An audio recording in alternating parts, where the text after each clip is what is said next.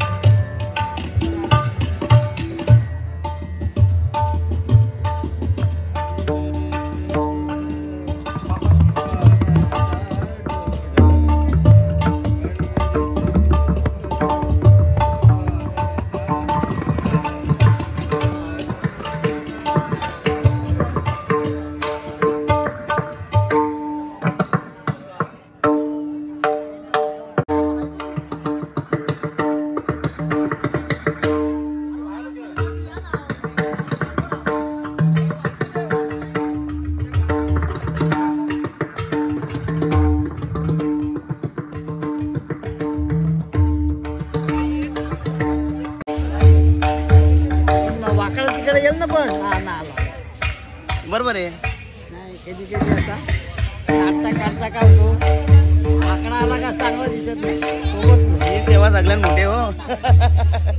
चला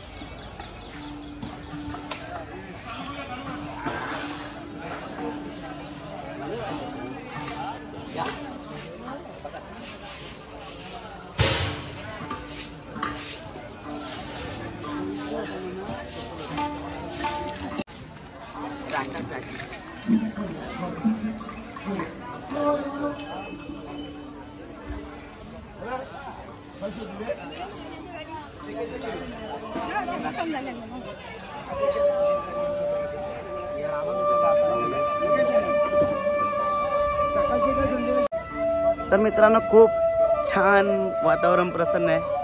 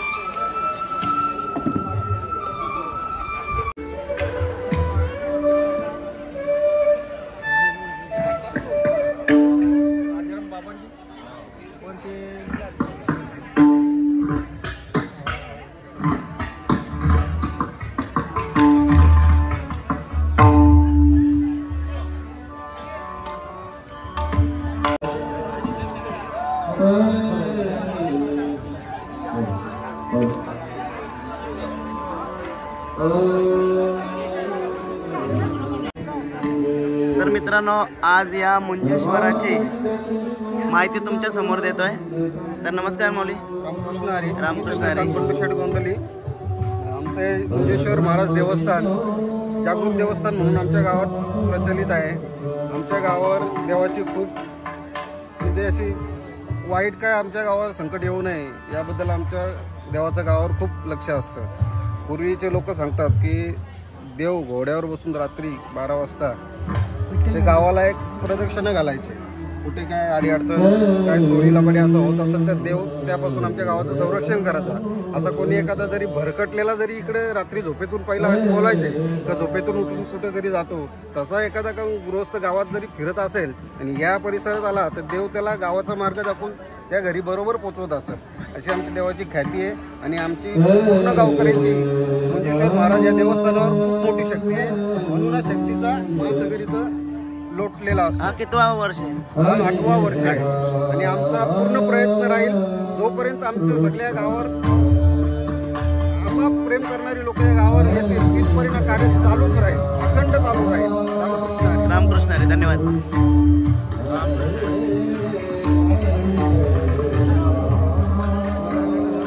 तर मित्रांनो, आज माझ्यासमोर केरणे गावातील ग्रामस्थ आणि डोंगरेबारे गावामधील ग्रामस्थ आहेत.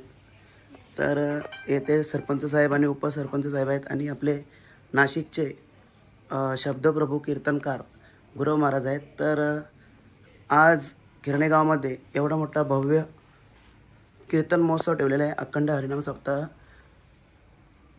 तर नमस्कार. हां बोला. तर आज आपल्या किरणे गावामध्ये एवढा मोठा भव्य अखंड हरिनाम सप्ताह ठेवलेला आहे, तर त्याच्याबद्दल तुम्ही 2 शब्द. केरणे गावामध्ये आज जवळजवळ या सप्ताहाला आमच्या जवळजवळ आता 8 वर्ष झाले आणि हा सप्ताह व्हावा अशी आमच्या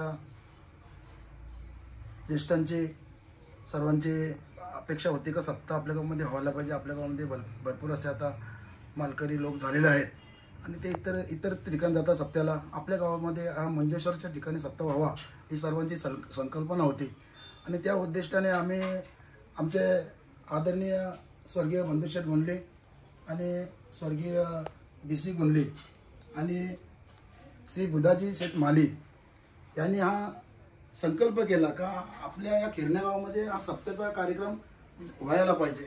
तर त्यांनी काय केलं, आम्हाला सर्वांना म्हणजे जे का टालकरी मालकरी असते गावामध्ये सर्व जे लोक असतील आणि आम्हाला आमच्या खांद्यावर धुरा दिली, तुम्ही जा आणि सर्वांना एकत्रित करा, गावाच्या मंदिरामध्ये मिटिंग घ्या आणि सांगा जे काय होईल ते आम्ही बघू, पण आपला सप्ताह व्हायला पाहिजे, तुम्ही पुढाकार घ्या. आणि आम्ही तो सर्व तरुण मित्रमंडळ जेवढे आहेत तेवढे तरुणांनी हा पुढाकार घेतला आणि आपल्या गावामध्ये भव्य दिव्य असा सप्ताह व्हावा. आपल्या या मंजेश्वरच्या प्रांगणामध्ये मंजेश्वराचं खूप मोठं वैशिष्ट्य आहे आणि ते सर्वांपर्यंत जावं ही गावाची पण इच्छा होती आणि ते आम्ही सर्वांनी एकत्र येऊन हा कार्यक्रमाची रूपरेषा आखली आणि त्यांच्याजवळ गेलो आणि सांगितलं का लोक तयार आहेत आणि आपल्याला आता तो सप्ताह करायचा आहे.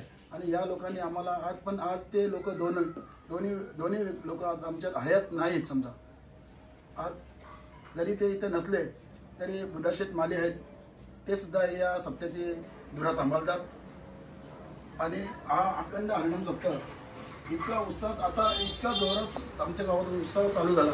तर काल तुम्ही जर दिंडी बघितली असती ते माऊलींच्या दिंडीसारखी दिंडी या किरणे गावामधून निघाली. कोरोनाच्या काळामध्ये ज्या वेळेला सर्व बंद होते आणि कोरोनाच्या काळामध्ये सुद्धा आमचा सप्ताह एकदम अतिशय उत्साहामध्ये साजरा झाला.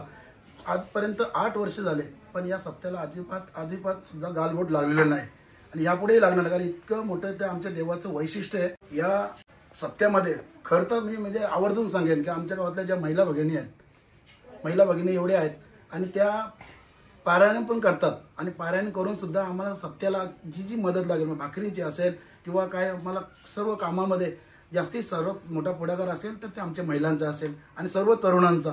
संध्याकाळी तुम्ही बघाल तर दुपारी बघाल ज्यावेळेला महाप्रसाद असते तेव्हा गावातले सर्व तरुण तिथे तुम्हाला एकत्रित दिसतील आणि एकत्रित सर्व हा कार्यक्रम सर्व मिळून आज साजरा करत असतो.